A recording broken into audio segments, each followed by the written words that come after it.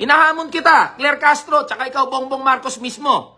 Isang buwan, 33 kada kilo na bigas ang isaing ninyo. Kainin nyo umaga, tanghali, tsaka gabi. Sige, hamon yan sa inyo. Putangin na, tignan ko kung ano. Di kayo sumuko. Kung maghahangad na lang din kayo ng maganda para sa mga Pilipino, yung the best na dapat, ang mindset nyo, laging the best dapat, hindi magsesettle for the less. Hindi dapat kayo magsesettle doon sa bare minimum. Dapat ang mindset ng ating mga opisyal ng gobyerno, always the best. The best for the farmers, the best for the consumers, the best for the workers, the best for everyone.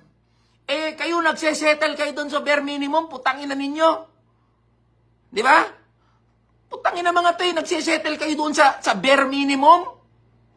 Hindi nyo man lang pangarapin, bawat Pilipino masarap ang kanin na kakainin.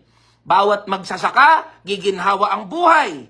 Merong kita sa kanilang pagsasaka. Merong kita sa kanilang pag sila ay nagtanim, sila ay nagsaka. Merong suporta mula sa gobyerno. Dapat ganon ang mindset ng mga opisyal ng gobyerno.